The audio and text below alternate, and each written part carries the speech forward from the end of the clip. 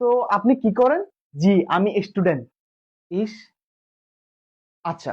তো আপনি একজন স্টুডেন্ট, তো কিসে পড়েন আপনি? আমি ক্লাস 10 এ পড়ি। নেক্সট ইয়ার ইন্টার পরীক্ষা দিব। সরি, ক্লাস 10 এর পর তো এসএসসি এক্সাম হয়। ওইটাই। ও আচ্ছা। তো আপনি কোন গ্রুপ নিয়ে পড়ছেন? সায়েন্স। Very good. তো সায়েন্স মানে কি জানেন? সায়েন্স মানে হচ্ছে পদার্থবিজ্ঞান, রসায়ন এগুলো নিয়ে পড়ালেখা করা। পদার্থবিজ্ঞান মানে ফিজিক্স। আচ্ছা, বাদ দেন। আপনি তো ক্লাস 10 এ পড়েন। নিশ্চয়ই লোডশেডিং প্যারাগ্রাফটার নাম শুনেছেন। এই প্যারাগ্রাফটা তো ক্লাস 10 এ সবাইকেই পড়তে হয়।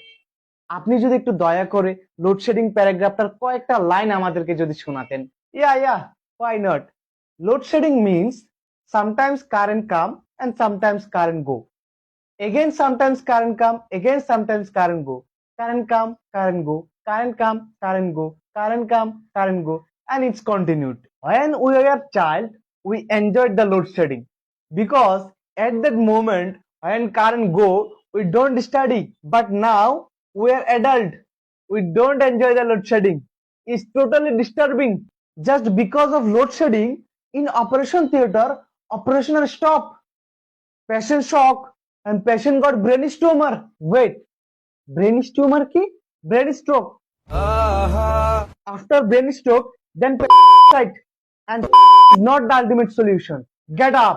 Nobody believes in you. You lost again and again and again. The lights are cut off, but you're still looking at your dream, reviewing it every day and saying to yourself, it's not over until I win.